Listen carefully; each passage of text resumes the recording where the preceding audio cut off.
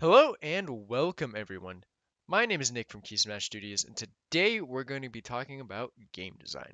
Now, I don't know about you, but I absolutely love video games. I grew up playing them and started learning how to create them from a young age. To me, it's one of the coolest things to be able to create and design your own games, and just being able to imagine what you could do with those games. So, today I'm going to design a rather simple game just to show you the process of creating a game. We're going to start with a topic, we're going to create multiple ideas off that topic, and then we're going to choose our favorite idea to elaborate. While doing this, I'll explain some things you should avoid while designing your own game. Keep in mind, there is no perfect way of designing a game, and this is just one way you can go about it. Additionally, some of what makes a good game is based on a person's opinion, and my opinion may vary from yours. And with that out of the way, our topic is going to be way of passage. When coming up with ideas, it can be used in any way that somehow relates to this. If you want to try this, but you want to use a different topic, try to come up with one that isn't too restricting so you can have more than just a few ideas, but is strict enough to challenge you to think. Before I get into my game ideas, let's quickly talk about scope. For those of you who don't know, scope is the depth and complexity of a project. When designing games, a huge factor that determines how successful the development process of your game will be is its scope size. If you design an extremely ambitious game with the scope size of a AAA title but the dev team of only a few people, you're setting yourself up for failure. It's cool to design games like that for fun, but for now, let's just keep it simple. Alright, so let's get into some of our game ideas. So I've come up with a multitude of ideas, but I'm narrowing it down to three. And before I go into detail about those ideas, I'm gonna talk to you a little bit about each one. So our first one is gonna be a kid lost at an amusement park and he must find his way home. Our second one is gonna be an endless runner game such as Temple Run. And you have to use different means of transport and just some other little things to traverse the area. Our third one is going to be an adventure game where you traverse levels by traveling back and forth through time. So, an example of this would be you're in a facility and you can't get through this door, but you can go back in time to when the facility wasn't there, or maybe when they were building the facility and they hadn't added the door yet, and you can walk through. All right, so let's go back to our first idea about the kid lost in the amusement park. So we have two different ways we can approach this. We have a linear way and a sandbox way. The linear way would be more of a story where you have to go through certain parts of the park to get to an exit, but maybe like as you're going through, it starts to close and you have to find another way out. So you have to traverse through the park a little bit more, and then let's say like it's a back entrance that you have to go out. So maybe you need to have to get like a key or something, and so you have to find your way to a person who has a key maybe, or some place that a key is held. Maybe you have to go through like a vent if you're a really small kid, and then afterwards you get out of the amusement park and now you have to traverse through a couple more environments by doing things like sneaking into the back of a truck, maybe hijacking like a boat to go across a lake.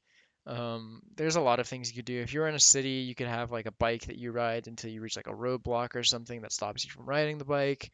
And that's kind of how I envision it. So let's talk about the sandbox mode now. The sandbox mode is cooler, but it also has a lot of downsides. And when I say cooler, I mean there's a lot more you could do in terms of you're not restricted to going in one linear path. You could maybe have an entire functional theme park, for example, that you could use multiple different rides to help escape, and then maybe a couple different environments outside besides this one environment that you're following, maybe that leads into another environment. But then you have a lot more development that needs to be done, and then also a lot more playtesting. Ultimately, this isn't going to be the idea I choose. I don't like the sandbox just because it's way too big for the scope that I'm looking for it, and linear kind of pushes that as well, and I think there's a better fit from the other two options. So let's talk about those. Our second option is the endless runner game that's based off of Temple Run. Now, this game you traverse an area using or assisted by some form of transportation or something that'll help you pass through this area. It doesn't have to be like a car. It could actually be just something that helps you get through faster. And yeah, that's the basic idea of it. Now these areas can vary. It could be like a jungle, or maybe a cityscape, or maybe like a ocean. And depending on what it is, you might want to get these unlocks that help you traverse it faster. Now you'll start off maybe in like a meadow, something easy to traverse because it's basically flat land with very little in your way. And eventually you'll reach the end of this meadow and you'll come to an area where you have to choose where you want to go next. So say this area has a cityscape one way, a ocean another way, and the jungle another way. Now, two of these areas are going to be hard to traverse. The ocean and the jungle, because there's a lot of things that could get in your way there. The ocean is an ocean, and it's hard just to swim across an ocean.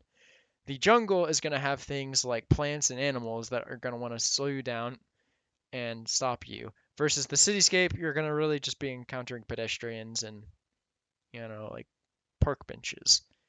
Uh, so you're going to always have at least one easy option when you reach this location where you choose the next area.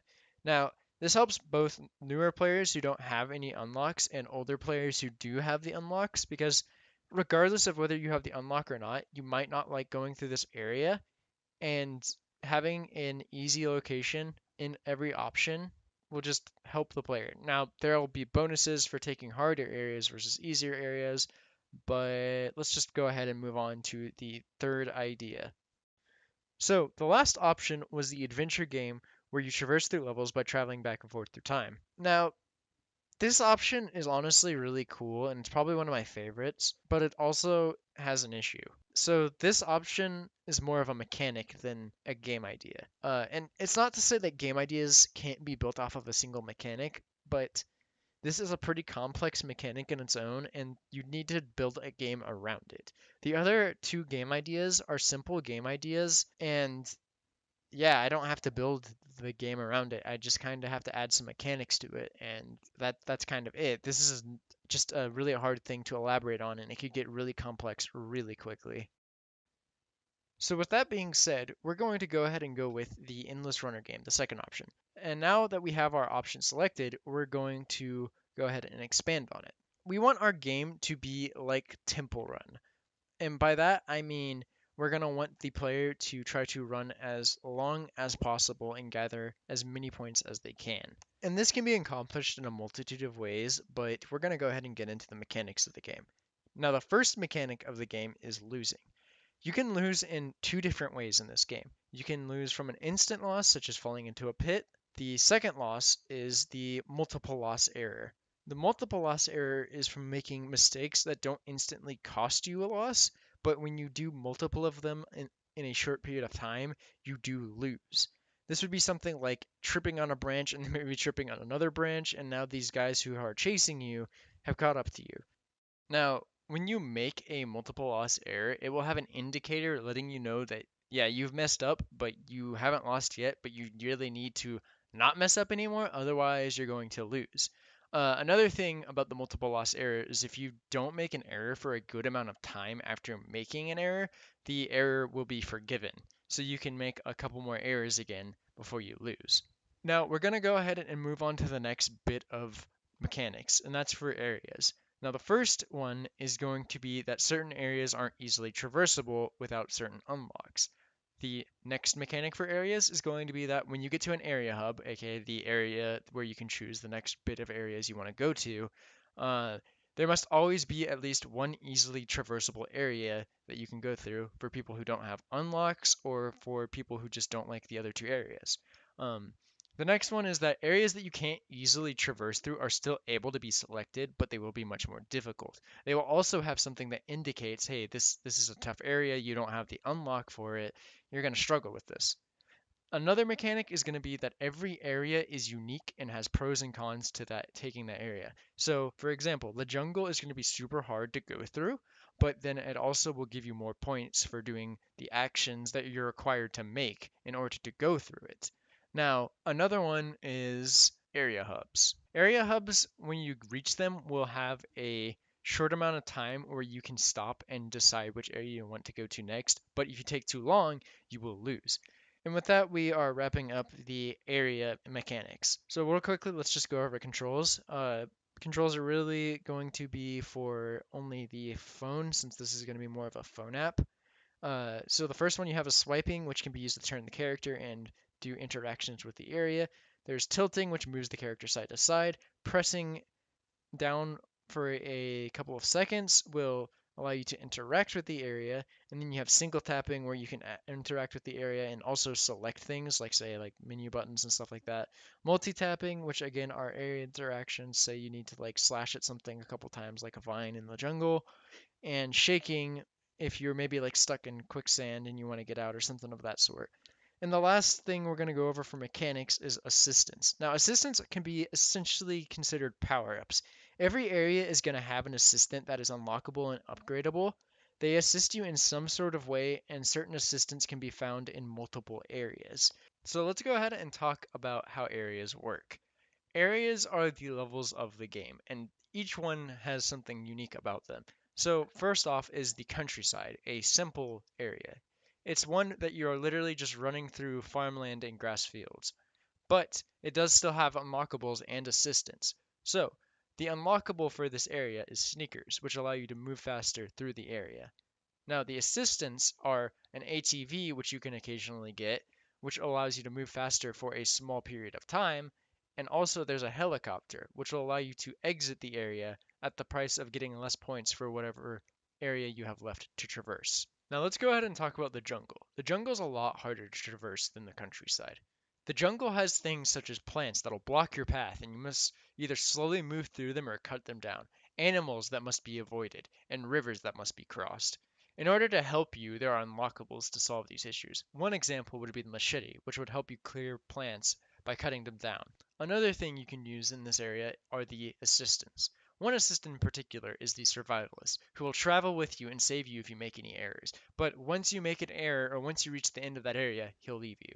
Now, while we would have more areas in this game, you kind of get the gist of it. We're going to go ahead and move on to a couple more things before we wrap up this video.